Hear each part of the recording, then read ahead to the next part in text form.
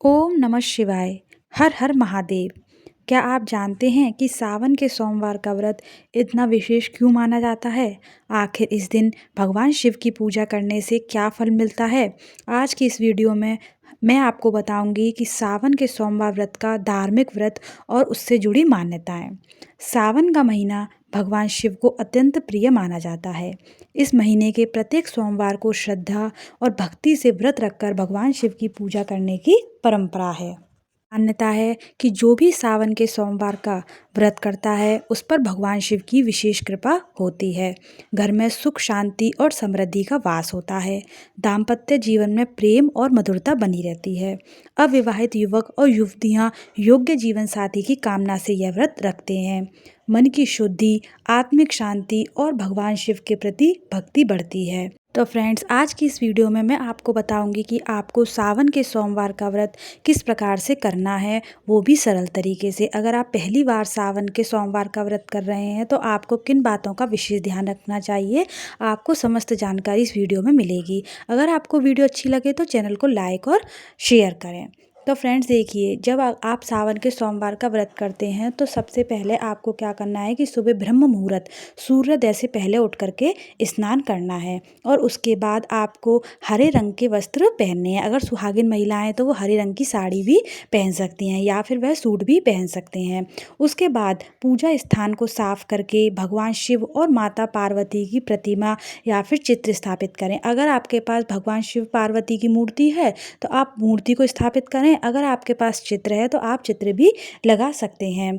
देखिए फ्रेंड्स, सावन के सोमवार व्रत में श्रृंगार का बहुत अधिक महत्व माना जाता है। तो इस पूजा में आप श्रृंगार का सामान माता पार्वती को चढ़ाने के लिए अवश्य से ले लें। अगर आप 16 श्रृंगार ले सकते हैं तो 16 ले लें, और नहीं तो आप सिंदूर हो गया, महावर है, और माता पार्वती को हरे रंग की चूड़ी तो अवश्य से सावन के सोमवार में चढ़ाएं। और जब आप उनको वो 16 श्रृंगार चढ़ाते हैं तो उनको आप बाद में खुद भी यूज़ कर सकते हैं। अगर आपके पास हरी चूड़ियाँ ना हो तो आप लाल चूड़ियाँ भी माता रानी को अवश्य से चढ़ाएं। तो ये बहुत ही ज़्यादा ज़रूरी होता है। इसके बाद में आप दीपक और धूप दोनों जला लें, क्योंकि ये हमारी पूजा का साक्षी माना जाता है। तो जब आप चौकी को स्थापित कर उसके बाद में धूप दीप अवश्य से लगाएं। इसके साथ में ही भगवान शिव को इत्र बहुत ज़्यादा पसंद है, तो आप कोई भी सुगंधित इत्र भी ले सकते हैं और उनको शिव शंकर भगवान पर चढ़ा सकते हैं। तो फ्रेंड्स देखिए, यहाँ पर मैंने लाल रंग की और माता पार्वती के लिए हरे रंग की चूड़ियाँ ली हैं, तो जिनको कि हम माता पार्वती के लिए रख देंगे। इसके बाद में आप कोई भी ऋतु फल भी ले सकते हैं।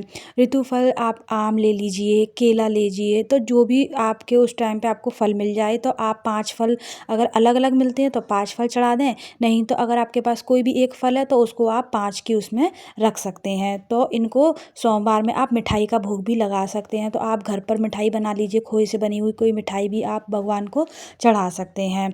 और फ्रेंड्स देखिए, ध्यान रहे कि शिवलिंग पर शुद्ध जल, गंगा जल, दूध और बेलपत्र, धतूरा, भस्म, सफ़ेद पुष्प और श्रद्धा से अर्पित करें। दीपक और धूप जला करके उनकी पूजा करें।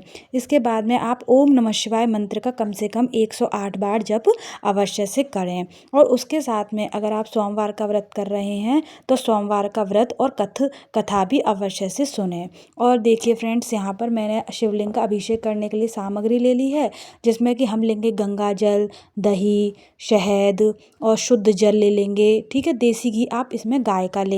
और इसके साथ में हमने ले लिया है गुड़ का, हल्दी। आपके पास मतलब शिवलिंग पर आप जो भी चढ़ाना चाहते हैं अपनी नियम के अनुसार, या फिर जिस चीज़ की आपको परेशानी हो उसका आप चढ़ा सकते हैं। जैसे कि यहाँ पे मैंने काले तिल, मूंग की दाल, चावल लिए हैं।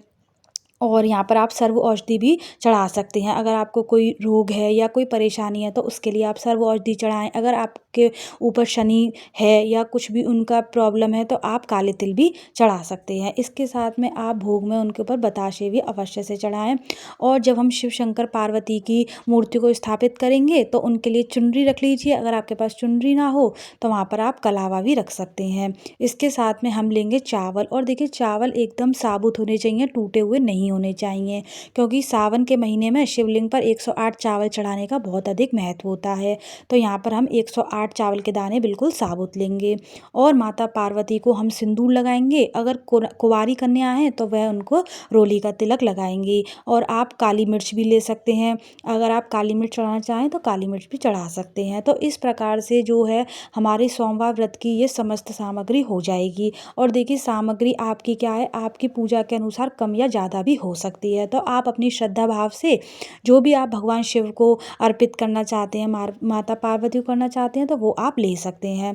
इसके बाद देखिए मैंने शिव शंकर पार्वती जी की मूर्ति स्थापित की थी, तो मैंने यहाँ पर उनके चंदन लगाया है शिव शंकर भगवान को, माता पार्वती को सिंदूर लगाया है और गणेश जी को भी हम सिंदूर लगाएंगे। इसके साथ में मैंने उनको जो है वो चुनरी उड़ाई है।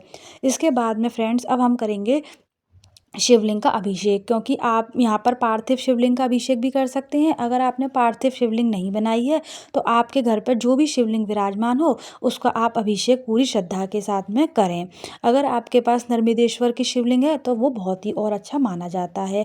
तो जब भी आप शिवलिंग का अभिषेक करें तो उसके शिवलिंग के नीचे एक बेलपत्र अवश्य से रख लें, उसके बाद में ही अभिषेक करें। उसके बाद सबसे पहले हम यहाँ पर चढ़ाते हैं शुद्ध जल, और आप ध्यान रखिए कि जो जल हो वो एकदम ताज़ा होना चाहिए। उसके बाद हम चढ़ाते हैं भगवान पर गंगा जल। ठीक है, गंगा जल चढ़ाने के बाद में हम यहाँ पर चढ़ाएंगे कच्चा दूध, और कच्चा दूध हमेशा गाय का होना चाहिए, ये आप ध्यान रखना। ठीक है, कच्चे दूध के बाद हम चढ़ा देते हैं शहद, क्योंकि शहद बहुत ज़्यादा जीवन में मिठास लेकर के आता है। तो हम यहाँ पर शिव शंकर को पंच अभिषेक करा रहे हैं पंचामृत से। तो यहाँ पर हमने दही भी लिया है, शहद लिया है, आप चीनी भी ले सकते हैं।